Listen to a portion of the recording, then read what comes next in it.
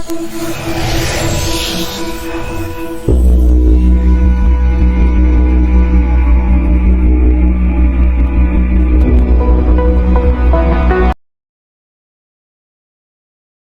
है दोस्तों, आप सभी को हमारे इस चैनल पे फिर से हम जहाँ पे थियोलॉजी, अपोलोजेटिक्स और वर्ल्ड रिलीजन्स के ऊपर बात करते हैं। और आज का जो हमारे जो टॉपिक है वो है नास्तिकों के इवोल्यूशंस को लेके जितने भी जो दावे हैं उनको खंडन करना। और चलिए हम टाइम वेस्ट किए बिना उन वीडियो को देखते हैं। डार्विन ने 1959 में पब्लिश्ड अपनी फेमस किताब on the origin of species में इस थ्योरी को प्रस्तुत किया था, जिसके अनुसार नेचुरल सिलेक्शन ही वो ड्राइविंग फोर्स है जो कि जीवों में बदलावों को गति देता है और जिसके कारण लंबे समय में नई नई स्पीशीज का विकास होता है। इस थ्योरी के 3 मेन पॉइंट्स हैं। पॉइंट नंबर 1, किसी एक एनवायरनमेंट में रहने वाले किसी स्पीशी के ग्रुप मेंबर्स न केवल फिजिकल फीचर्स में बल्कि गुण और व्यवहार में भी एक दूसरे से थोड़ा बहुत अलग होते हैं। पॉइंट नंबर 2, जिनका कोई फीचर उन्हें उस एनवायरनमेंट में अपनी ही प्रजाति के अदर मेंबर्स से कंपटीशन में बढ़त प्रदान करता है, उनके बचे रहने की और अपने वंश को आगे बढ़ाने की संभावनाएं भी बढ़ जाती है। इसी को नेचुरल सिलेक्शन कहा जाता है। पॉइंट नंबर 3, इस तरह पीढ़ी दर पीढ़ी नेचुरल सिलेक्शन की वजह से कुछ खास फीचर्स का निरंतर विकास होता है और इसी की वजह से एक लंबे समय में एक बिल्कुल ही नई स्पीशी अस्तित्व में आती है जो कि अपने पूर्वजों से बहुत से मामलों में अलग होती है। इस थ्योरी के फर्स्ट पॉइंट पर अगर आप गौर करेंगे तो यहाँ पर ये वेरिएशंस की बात कर रही है और ये जो वेरिएशंस होते हैं ये विद इन स्पीशीज भी होते हैं। जैसे कि हम ह्यूमंस एक ही स्पीशी हैं लेकिन फिर भी सभी ह्यूमंस एक जैसे नहीं होते। इवन एक ही माता पिता की संतानों में भी फर्क होता है सिवाय जुड़वा बच्चों के। नेचुरल सिलेक्शन को काम करने के लिए वेरिएशंस जरूरी है। नॉट ओनली नेचुरल सिलेक्शन बल्कि किसी भी तरह के मीनिंगफुल सिलेक्शन के लिए वेरिएशंस जरूरी है। अगर वेरिएशंस ना हो तो सिलेक्शन का कोई मतलब नहीं रह जाता। सपोज कीजिए आप किसी ऐसे स्टोर में जाते हैं जहां पर एक ही रंग और एक ही साइज की टी शर्ट्स हो, तो उनमें सिलेक्शन का क्या मतलब है? लिविंग ऑर्गेनिज्म के रिप्रोडक्शन मैकेनिज्म में कई ऐसी चीजें होती हैं जो कि इन वेरिएशंस को पैदा करती हैं। डार्विन ने जब अपनी थ्योरी को प्रपोज किया था उस समय तक जेनेटिक्स और डीएनए के बारे में कोई खोज नहीं हुई थी, तो ये वेरिएशंस किस वजह से आते हैं इसको समझा नहीं जा सका था। लेकिन आज हम जानते हैं इन वेरिएशंस का कारण स्पीशीज के डीएनए में छुपा हुआ है। डीएनए 4 डिफरेंट टाइप्स के एटम्स के कॉम्बिनेशन से बनी चेन का एक ट्विस्टेड लैडर जैसा स्ट्रक्चर होता है जो कि जेनेटिक इंफॉर्मेशन को स्टोर करता है। डीएनए में मौजूद जेनेटिक इंफॉर्मेशन ही डिसाइड करती है कि किसी जीव के शारीरिक अंगों का विकास किस तरह होगा, उसकी बनावट कैसी होगी, वो किस तरह काम करेंगे, चेहरे की बनावट, आंखों का रंग, स्किन और बालों का कलर, यहाँ तक कि जीव के तौर पर उसका व्यवहार किस तरह का होगा, इसको डिसाइड करने में भी डीएनए की एक महत्वपूर्ण भूमिका है। अलग अलग जीवों का अलग अलग डीएनए ही उनको अलग अलग खासियत प्रदान करता है। डीएनए में डिफरेंस केवल स्पीशी टू स्पीशी नहीं बल्कि विद इन स्पीशी भी होता है, यानी एक ही स्पीशी के मेंबर्स का डीएनए भी बिल्कुल एक जैसा नहीं होता। यही कारण है कि हमारे भाई बहनों के कुछ फीचर्स हमसे मिलते हैं लेकिन वो हमारी जेरोक्स कॉपी नहीं होते। With in species DNA variation का कारण सेक्सुअल रिप्रोडक्शन में छुपा है।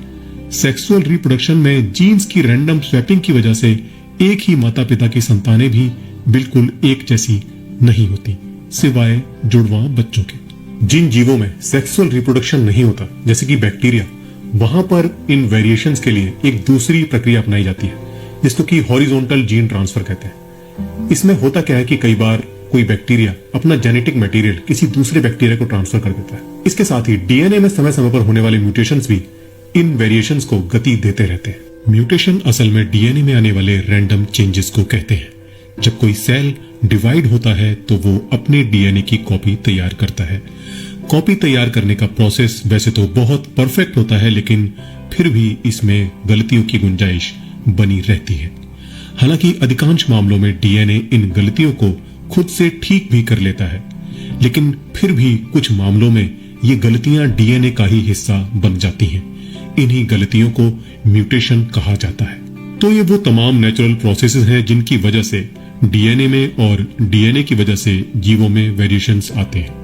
इन्हीं वेरिएशंस में से कुछ वेरिएशंस किसी जीव को अपने एनवायरनमेंट में मौजूद और जीवों से कंपटीशन में बढ़त प्रदान करते हैं, जिसके कारण उस जीव के बचे रहने और अपना वंश बढ़ाने की संभावनाएं बढ़ जाती हैं, और इस तरह वो खास वेरिएशन आगे की पीढ़ियों में भी फैलते जाते हैं। जबकि ऐसे वेरिएशंस जो कि किसी जीव को कंपटीशन में पछाड़ देते हैं, जिसके कारण वो आगे की पीढ़ियों में नहीं जा पाते। तो यहां हम देख सकते हैं कि नेचर में लगातार कुछ वेरिएशंस को सहेजा जा रहा है, जबकि कुछ वेरिएशंस को रिजेक्ट किया जा रहा है। इसी प्रोसेस को हम नेचुरल सिलेक्शन कहते हैं। ये नेचुरल सिलेक्शन पीढ़ी दर पीढ़ी इसी तरह जीवों को आकार देता जाता है और एक लंबे समय में एक बिल्कुल ही नई स्पीशी को जन्म देता है, जो कि दिखने में, आकार, प्रकार, व्यवहार में अपने पूर्वजों से काफी कुछ अलग होती है। And this is called evolution, जिसको कि हम प्रकृति के अदृश्य हाथों की संज्ञा दे सकते हैं, जिसने कि लंबे समय में धरती पर अनगिनत बायोडायवर्सिटीज को आकार दिया है। नेचुरल सिलेक्शन किस तरह से बायोडायवर्सिटीज को आकार देता है, इसका एक बहुत ही अच्छा उदाहरण हमारे एकदम पास में मौजूद है। हमारे सबसे भरोसेमंद दोस्त, जी हाँ, डॉग्स। दुनिया भर में मौजूद डॉग्स की तमाम प्रजातियां, जो कि दिखने में और आकार, प्रकार, व्यवहार में एक दूसरे से बिल्कुल अलग प्रतीत होती है, ये सभी वास्तव में एक ही प्राचीन पूर्वज की संतानें हैं। डॉग्स का एवोल्यूशन आज से लगभग 50,000 वर्ष पूर्व भेड़ियों की एक प्रजाति से हुआ था, जो कि अब लुप्त हो चुकी है। शिकार में उपयोगी होने के कारण कुत्ते धीरे धीरे प्राचीन काल में मौजूद दुनिया के सभी इंसानी समूहों में पहुंच गए और अलग अलग जगहों के अलग अलग एनवायरमेंट और हमारी सिलेक्टिव ब्रीडिंग ने उन्हें समय के साथ इतने अलग अलग रंग, रूप और आकारों में ढाल दिया। इंसानों द्वारा की गई सिलेक्टिव ब्रीडिंग के कारण कुत्तों की बहुत सी प्रजातियां तो मात्र पिछले कुछ 200 वर्ष के दौरान ही विकसित हुई हैं। ये इस बात का भी बहुत क्लियर एविडेंस है कि जिस तरह आर्टिफिशियल सिलेक्शन के कारण जीवों में बेहद कम समय में नाटकीय बदलाव आ सकते हैं, ठीक उसी तरह नेचुरल सिलेक्शन भी जीवों को आकार दे सकता है। इस वीडियो में जब हम देखते हैं तो दो चीजें हमें पता चलती है। अगर मैं उनके पूरे आर्गुमेंट्स को अगर समराइज करूं अर्पित के, तो 2 पॉइंट हमें मिलते हैं। पहला है कि वेरिएशन विद इन स्पीसीज, क्योंकि एक स्पीसीज के अंदर चेंजेस होता है धीरे धीरे टाइम के अनुसार, और नेचुरल सिलेक्शन के कारण वो एक स्पीसीज दूसरे स्पीसीज में चेंज होता है, उनका ऐसा क्लेम था। दूसरा उनका दावा था कि क्योंकि हम इसे देख पाते हैं आर्टिफिशियली, मतलब कोई भी अगर साइंटिस्ट या फिर कोई भी इंसान अगर उसको कर पा रहा है, ऐसा अगर हो रहा है, डिफरेंट ब्रीड्स ऑफ डॉग्स आ रहे हैं, तो अगर हम नेचर को ज्यादा समय दें तो एक स्पीसीज दूसरे स्पीसीज में पूरी तरीके से इवॉल्व हो सकता है, उनका ऐसा दावा था। इस वीडियो में बेसिकली हम पहले पॉइंट के ऊपर बात करेंगे, और इस वीडियो के जो दूसरे पार्ट है उसमें हम दूसरे पॉइंट के ऊपर बात करेंगे। तो चलिए शुरू करते हैं। पहला पॉइंट जो उनका था कि वेरिएशंस विद इन स्पीसीज। मैं फिर से रिपीट कर दे रहा हूं कि वेरिएशंस विद इन स्पीसीज होता है, यानी एक स्पीसीज के अंदर कुछ ना कुछ चेंजेस होता है, लॉन्ग टर्म में वो स्पीसीज दूसरे स्पीसीज में पूरी तरीके से चेंज हो जाता है, उनका ऐसा पहला क्लेम था। तो इसको साबित करने के लिए मैं बेसिकली 5 पॉइंट को बताऊंगा, जैसे हम ये साबित करेंगे कि क्यों ऐसा नहीं है, एक स्पीसीज दूसरे स्पीसीज में क्यों चेंज नहीं हो सकता, उसके ऊपर हम बात करेंगे। पहला है जेनेटिक लिमिटेशन, दूसरा है साइक्लिकल चेंजेस, तीसरा है इरिड्यूसिबल कॉम्प्लेक्सिटी, चौथा है non viability of the transitional form, और पांचवा है मॉलिक्यूलर आइसोलेशन। ठीक है, इन 5 पॉइंट्स के जरिए हम ये साबित करेंगे कि क्यों एक स्पीसीज दूसरे स्पीसीज में चेंज नहीं हो सकता। तो चलिए सबसे पहले हम पॉइंट देखते हैं जेनेटिक लिमिटेशन। इस जेनेटिक लिमिटेशंस में मैं आपको 2 बातें बताना चाहूंगा, 2 तरह के इवोल्यूशन को। पहला है माइक्रो इवोल्यूशन और दूसरा है मैक्रो इवोल्यूशन।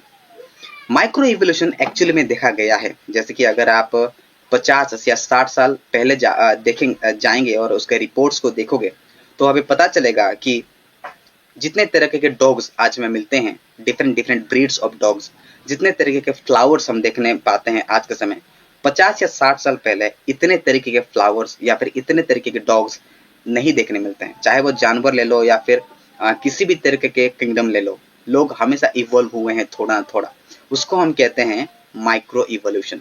लेकिन कभी भी ये देखा नहीं गया है कि मैक्रो इवोल्यूशन, यानी उस डॉग्स में जो चेंजेस हुए हैं वो डॉग्स ही रहा है, डॉग्स डिफरेंट स्पीसीज में चेंज नहीं हुआ है, जिसको हम मैक्रो इवोल्यूशन कहते हैं।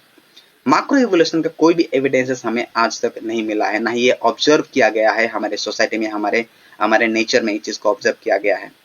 लेकिन माइक्रो लेवल पे क्योंकि एक स्पीसीज के अंदर चेंजेस होता है जो कि हम देखते हैं, चाहे वो जानवर के अंदर हो, पेड़ों के अंदर हो, इंसानों के अंदर हो, हम एक्चुअली में देख पाते हैं कि इवोल्यूशन हुआ है। तो इवोल्यूशन होता तो है लेकिन बहुत ही माइक्रो लेवल पे होता है और माइक्रो लेवल पे नहीं होता। यानी एक स्पीसीज दूसरे स्पीसीज में, एक लिविंग ऑर्गेनिज्म दूसरे लिविंग ऑर्गेनिज्म में चेंज नहीं हो सकता पूरी तरीके से। क्यों? क्योंकि जेनेटिक लिमिटेशन के कारण। और ये है हमारा पहला पॉइंट। डीएनए में जितने भी इंफॉर्मेशन है वो बहुत ही लिमिटेड अमाउंट में चेंजेस होते हैं, लिमिटेड लेवल पे चेंज होते हैं, इसलिए वो पूरी तरीके से अपने आप को चेंज नहीं करता, लेकिन कुछ हद तक ही अपने आप को चेंज करता है। यानी केवल और केवल माइक्रो लेवल पे चेंजेस होता है, ना कि मैक्रो लेवल पे। ठीक है, तो पहला पॉइंट हमने साबित किया कि इवोल्यूशन नहीं हो सकता मैक्रो लेवल पे। एक स्पीसीज दूसरे स्पीसीज में पूरी तरीके से कन्वर्ट नहीं हो सकता, ना ही ऐसा देखा गया है और ना ही ऐसा सबूत है। हाँ, लेकिन माइक्रो लेवल पे चेंज होते हैं जिसको हम कहते हैं कि माइक्रो इवोल्यूशन। इंसानों के अंदर भी देखा गया है, जानवरों के अंदर भी देखा गया है, पेड़ और पौधों के भी अंदर देखा गया है, जो कि एक्चुअली माना जा सकता है। इस पहले पॉइंट को और अच्छे से समझने के लिए हम एक फोटो देखेंगे। इस फोटो के जरिए हम समझ सकते हैं कि मैं एक्चुअली में क्या कहना चाहता हूं। आप लेफ्ट तरफ अगर आप देखोगे तो हम देख पाते हैं कि वेरिएशंस विद इन स्पीसीज होता है, जो कि एक्चुअली सही है। एक स्पीसीज के अंदर एक्चुअली में जो चेंजेस होते हैं वो बहुत ही माइक्रो लेवल पे होते हैं, लेकिन on the other hand right side में जब आप देखोगे तो मैक्रो लेवल पे जो होता है चेंजेस वो कभी भी देखा नहीं गया है। एक स्पीसीज दूसरे स्पीसीज पे चेंज नहीं होता है। स्पीसीज के अंदर चेंजेस होते तो हैं, लेकिन वो स्पीसीज वही स्पीसीज रहता है, वो दूसरे स्पीसीज में चेंज नहीं होता है। अब हम आते हैं हमारे दूसरे पॉइंट, साइक्लिकल चेंजेस में।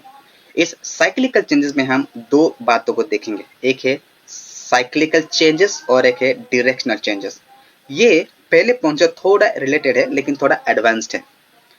जब हम देखते हैं किसी स्पीशीज के अंदर चेंजेस होते हुआ तो वो बहुत ही माइक्रो लेवल पे चेंजेस होते हैं, जैसा कि मैंने बताया, और बहुत ही साइक्लिकल चेंजेस होते हैं। यानी एक चेंजेस होता तो है लेकिन बहुत ही साइक्लिक लेवल पे। वो अगर चेंज होते गया तो पूरा डायरेक्शनल चेंजेस नहीं होगा, वो सिर्फ एक साइक्लिकल चेंजेस होगा और जो स्पीशीज था वही रहेगा, लेकिन उसके अंदर कुछ चेंजेस आ जाएंगे। एक डायरेक्शनल चेंजेस उसमें नहीं दिख पाएगा क्योंकि जेनेटिक लिमिटेशन के कारण। इस फोटो को देखिए, डार्विनिस्ट या फिर जो इवोल्यूशन को मानने वाले हमेशा इस फोटो के सहायता से ये साबित करना चाहते हैं कि इवोल्यूशन एक्चुअली में हो सकता है, एक स्पीसीज दूसरे स्पीसीज में एक्चुअली में चेंज हो सकता है, वो साबित करने की कोशिश करते हैं। इस फोटो को देखने पे हम समझ सकते हैं कि एक स्पीसीज के अंदर जो चेंजेस होता है, इस चिड़िया के अंदर यानी जो पक्षी के अंदर जो चेंजेस होता है वो एक्चुअली में देखा गया है कि वो एक्चुअली चेंज होते हैं, लेकिन कभी भी ये नहीं देखा गया है कि एक स्पीसीज दूसरे स्पीसीज में चेंज हो जाए। जैसे कि इस फोटो में हम देख पाते हैं, इस पक्षी में चेंजेस हुआ तो है, लेकिन पक्षी पूरी तरीके से दूसरे स्पीसीज में, पूरी तरीके से डिफरेंट ऑर्गेनिज्म में चेंज हो जाए, ऐसा कभी भी देखा नहीं गया है। ठीक है, तो हम देख पाते हैं कि एक स्पीसीज के अंदर सिर्फ और सिर्फ साइक्लिकल चेंजेस होते हैं जेनेटिक लिमिटेशन के कारण। दूसरा, डायरेक्शनल चेंजेस नहीं हो पाते हैं क्योंकि जेनेटिक लिमिटेशंस उसको अलाउ नहीं करते कि वो पूरी तरीके से डिफरेंट स्पीसीज में चेंज हो जाए। ठीक है, अब हम आते हैं हमारे तीसरे पॉइंट की तरफ, जो है इरिड्यूसिबल कॉम्प्लेक्सिटी। इसमें हम देख पाते हैं कि एक डार्विन के क्लेम को लेके हम आगे बढ़ेंगे। डार्विन का ऐसा क्लेम था कि अगर कोई भी लिविंग ऑर्गेनिज्म अगर कोई कॉम्प्लेक्स है तो मेरा थ्योरी जो है वो गलत हो जाएगा।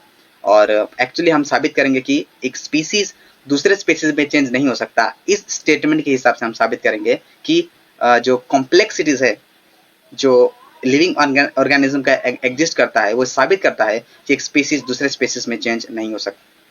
माइकल बीही करके एक माइक्रोबायोलॉजिस्ट है लिहाई यूनिवर्सिटी से, उन्होंने एक किताब लिखा है डार्विन्स ब्लैक बॉक्स। तो उन्होंने उनके किताब में डार्विन के जितने भी अच्छे खासे क्लेम्स है ना, वो बहुत ही अच्छे से उनको वो उस किताब में डिस्ट्रॉय किए हैं। आप उस किताब को पढ़ सकते हो, आपने पीडीएफ डाउनलोड कर सकते हो या फिर अमेजन से उसको लेके आप उसको पढ़ सकते हो। वो कहते हैं कि जिस तरह से एक कार का इंजन जो है वो बहुत ही कॉम्प्लेक्स होता है। अगर एक कार के इंजन में जो चीज़ चाहिए होता है, जितना साइज का चाहिए होता है, अगर वो प्रॉपर जगह में नहीं है तो वो काम नहीं करेगा, वो मशीन बिल्कुल भी काम नहीं करेगा, वो कार जो है वो फंक्शन नहीं करेगा, वो स्टार्ट नहीं होगा, ऐसा उनका कहना है। उसी तरह जब हम सेल में देखते हैं वो बहुत ही कॉम्प्लेक्स है। अगर सेल के अंदर जितने भी इंग्रेडिएंट्स है या फिर जितने भी इंफॉर्मेशन है, अगर वो सही तरीके से डेवलप ना हुआ हो, फॉर्म्ड ना हुआ हो, तो वो बिल्कुल भी फंक्शन नहीं करेगा। कहने का मतलब ये है कि एक स्पीसीज जब दूसरे स्पीसीज में धीरे धीरे धीरे धीरे जब इवोल्व होते रहता है, तो उसका बॉडी जो है वो एक फॉर्म्ड नहीं होता है, पूरी तरीके से फॉर्म्ड नहीं होता है, पूरी तरीके से डेवलप नहीं होता है किसी भी स्टेट में। लेकिन और इसी के कारण ही वो इवोल्यूशन नहीं हो सकता, क्योंकि उसका बॉडी फंक्शन नहीं करेगा और उसी समय वो दम तोड़ देगा। यानी एक स्पीसीज दूसरे स्पीसीज में अगर चेंज हो रहा है तो वो फंक्शन नहीं करेगा। तो ये कहना कि एक स्पीसीज दूसरे स्पीसीज में, यानी एक लिविंग ऑर्गेनिज्म और दूसरे लिविंग ऑर्गेनिज्म में चेंज होता है, ये पूरी तरीके से इलॉजिकल है, क्योंकि वहां पे बॉडी बिल्कुल ही फंक्शन नहीं करेगी। इसी कारण माइकल बीही अपने इस किताब में कहते हैं कि ये जो केमिकल इवोल्यूशन है वो साइंस के ऊपर बेस्ड नहीं है, वो सिर्फ एक कहानी है, एक असर्शन है, एक धमकी है, जो कि बिल्कुल भी साइंस के ऊपर बेस्ड नहीं है। अब हम आते हैं हमारे चौथे पॉइंट के तरफ, जो है non viability of the transitional form. इसको मैं ज्यादा एक्सप्लेन नहीं करूंगा, आपको एक फोटो दिखाऊंगा, उस फोटो के माध्यम से हम बात करेंगे। ये फोटो को देखिए ध्यान से। इस फोटो में हम देख पाते हैं कि एक लिजर्ड जो है दूसरे स्पीसीज में चेंज हो रहा है, पक्षी में चेंज हो रहा है। ठीक है, अब देख पाते हो कि अंडर डेवलप्ड है, यानी इसका जो बॉडी है आधा लिजर्ड है और आधा जो है वो दूसरा पक्षी है। ठीक है, जहां पे पंख निकला हुआ है और पेड़ भी निकला हुआ है। अब देख पाते हो कि ठीक से फंक्शन नहीं करेगा। क्यों? क्योंकि उसका जो बॉडी है आधा एक स्पीसीज का है और आधा अंडर डेवलप्ड होकर दूसरे स्पीसीज का है। ना ही वो उड़ पाएगा, ना ही वो चल पाएगा, ना ही यहां जा पाएगा, ना ही वहां जा पाएगा। और खतरा ये भी रहता है कि उसको कोई दूसरे जानवर जो खा जाए, है ना, ये चांसेस रहता है। तो खुद भी वो डेवलप नहीं कर पाएगा, उसका बॉडी फंक्शन नहीं करेगा। इसको समझने से पहले मैं आपको एक कहानी बताता हूं, जो कि आजकल हम अपने सोशल मीडिया में देख पाते हैं कि एक नाग और नागिन का कहानी बताया जाता है। उस नाग और नागिन के कहानी में क्या होता है कि आधा ऊपर वाला पार्ट जो है वो इंसान का रहता है, नीचे वाला जो है वो सांप का रहता है। एक कहानी के माध्यम से मैं आपको बता रहा हूं। वो सिर्फ और सिर्फ कहानी में ही ठीक लगता है, क्योंकि ओरिजिनली उसका बॉडी फंक्शन नहीं करेगा। क्यों? क्योंकि जो पार्ट जितना डेवलप होना चाहिए उतना डेवलप नहीं होता है उसमें, और वो बॉडी फंक्शन नहीं करेगा। आधा इंसान का और नीचे का जितना भी वो सांप है, इच्छाधारी सांप है, इच्छाधारी नाग वाला सांप है, तो उसके कारण उसका बॉडी फंक्शन नहीं करेगा। क्यों? क्योंकि नीचे वाला पार्ट जो है वो सांप का है और ऊपर वाला जो पार्ट वो इंसान का है। बॉडी यहाँ पे फंक्शन नहीं करेगा। डेवलपमेंट्स और अंडर डेवलपमेंट्स और डिफरेंट ऑर्गन की वजह से उसका बॉडी बिल्कुल भी काम नहीं करेगा। क्योंकि एक स्पीसीज जब दूसरे स्पीसीज में चेंज होते रहता है वो अंडर डेवलप्ड होता है, यानी उसका बॉडी एक स्पीसीज का होता है और दूसरे वाला पार्ट दूसरे स्पीसीज का होता है अंडर डेवलप्ड, जो कि उसका बॉडी बिल्कुल भी फंक्शन नहीं करेगा। माइकल बीही इस किताब में इसी चीज को पॉइंट आउट करते हैं और कहते हैं कि अगर इवोल्यूशन होता है तो वो इवोल्यूशन नहीं, लेकिन एक ट्रांजिशन होना है, तभी वो बॉडी फंक्शन कर पाएगा ठीक से, वरना वो फंक्शन नहीं कर पाएगा। ठीक है, क्यों? क्योंकि अगर धीरे धीरे धीरे धीरे डेवलप हो रहा है तो वो फंक्शन नहीं करेगा। एक स्पॉन्टेनियस चेंजेस होगा तभी उसका बॉडी फंक्शन कर पाएगा। यानी इवोल्यूशन नहीं, ट्रांजिशन होगा तभी वो बॉडी फंक्शन कर पाएगा। यानी इवोल्यूशन नेचुरल थ्रो से नहीं, मैजिक होगा, मिरेकल होगा, तभी उसका बॉडी फंक्शन कर पाएगा। सरप्राइज सरप्राइज, इवोल्यूशन एक कहानी है, सिर्फ और सिर्फ लोगों को बताया जाता है कि एक स्पीसीज दूसरे स्पीसीज में चेंज होता है, जबकि इसके ऊपर कोई भी साइंस नहीं है। इसको साबित करना बेवकूफ़ी है और ये सिर्फ और सिर्फ एक कहानी है, वंस अपॉन ए टाइम वाला कहानी है। तो हम आते हैं हमारे पांचवें पॉइंट की तरफ, जो कि है मॉलिक्यूलर आइसोलेशन। तो डार्विनिस्ट होते हैं, जो कि इवोल्यूशनिस्ट होते हैं, उनका दावा यह रहता है कि 85 to 95% जेनेटिक कोड जो है वो सिमिलर होते हैं चिंपैंजीज और ह्यूमन के अंदर। एक दूसरे का जेनेटिक वो बहुत अच्छे से मैच करता है। तो वो इसके कारण इसको लेके ये कहते हैं कि हमारा जो कॉमन एंसेस्टर है वो एक ही है, ऐसा उनका कहना होता है।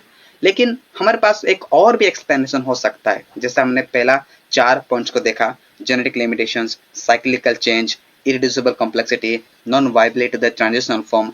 इनमें जितने भी पॉइंट्स और रीजंस को देखा हमने, उसके सहायता से हम कह सकते हैं कि ये जो 5वां एक्सप्लेनेशन है कि हमारा जो एंसेस्टर है वो कॉमन है और एक ही है, वो नहीं है। क्यों? हमारे पास और एक अल्टरनेटिव है, क्योंकि हमारे बीच में जो जेनेटिक जो कोड जो है वो मैच होते हैं 85 to 95%, वो इसलिए नहीं कि हमारा जो एंसेस्टर है वो एक ही है, इसलिए कि हमारा जो क्रिएटर है वो एक ही है।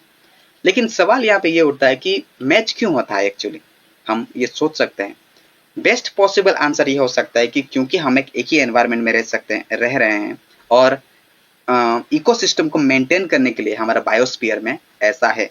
तो इकोसिस्टम क्योंकि मेंटेन रहे, इसलिए हमारा जेनेटिक कोड जो वो बहुत अच्छे से मैच कर रहा है। इसका मतलब ये नहीं है कि हमारा कॉमन एंसेस्टर एक ही है, इसका मतलब ये है कि हमारा कॉमन क्रिएटर एक ही है। तो evolution is just a story asserted by atheists and it's a story of once upon a time। ये एक कहानी है, एक समय वाला कहानी है जो कि बिल्कुल भी सच नहीं है। इस तरह के झूठे दावों से आप दूर रहिए, अर्पित जैसे बेवकूफ़ी वाला एक्सप्लेनेशन से आप दूर रहिए और बचे, और इवोल्यूशन के इस झांसे में ना पड़े। ये सच नहीं है। आप और मैं किसी नेचर के एक्सीडेंट नहीं है, पर्पसफुली हम लोग क्रिएट किए गए हैं, आप और मैं। तब परमेश्वर का छाप हमारे ऊपर है और आप और हम, आपका और मेरा वैल्यू है। लेकिन यहाँ पे मैं आखिरी बार एक सवाल यहाँ पे पूछ के छोड़ना चाहता हूँ, ये है कि अगर इवोल्यूशन सही है तो सही और गलत आप कैसे निर्धारित करते हो? कहने का मतलब ये है कि आप और मैं सिर्फ और सिर्फ एक केमिकल है, आप और मैं सिर्फ और सिर्फ एक मॉलिक्यूल है, आप और मैं सिर्फ और सिर्फ एक एटम है। क्या एटम, मॉलिक्यूल और केमिकल सही और गलत निर्धारित कर सकते हैं? तो किस आधार पे आप सही और गलत निर्धारित करते हो? जब किसी के साथ किसी भी तरह से अन्याय होता है, जैसे कि मर्डर हो जाता है, या किसी के साथ रेप होता है, या फिर किसी के साथ चोरी होता है, तो किसको, किस हिसाब से आप उसको गलत कह सकते हो? क्योंकि एक मॉलिक्यूल को मारना कैसे मर्डर है? क्योंकि आप सिर्फ और सिर्फ मॉलिक्यूल हो। एक मॉलिक्यूल के साथ रेप करना क्यों वो रेप है? आप एथिस्टिक फ्रेमवर्क में, आप एक इवोल्यूशन के वर्ल्ड व्यू में कभी भी उसको जस्टिफाई नहीं कर सकते। इवोल्यूशन के कॉन्सिक्वेंसेस को आप कभी भी अपने सोसाइटी में नहीं ला सकते, क्योंकि ऐसा इसके हिसाब से अपना लाइफ जीना बहुत ही मुश्किल है। आप एक बिलीफ सिस्टम मानते हो तो उसके कॉन्सिक्वेंसेस को अपनाना पड़ेगा, और इस तरह के कॉन्सिक्वेंसेस को आप कभी भी नहीं अपनाओगे। आप बोलोगे सही और सही क्या है और गलत क्या है, और अब जब भी ये बोलते हो, आप ये पोजिट करते हो, आप ये मानते हो प्रीसपोजिशनली कि देयर इज अ गॉड।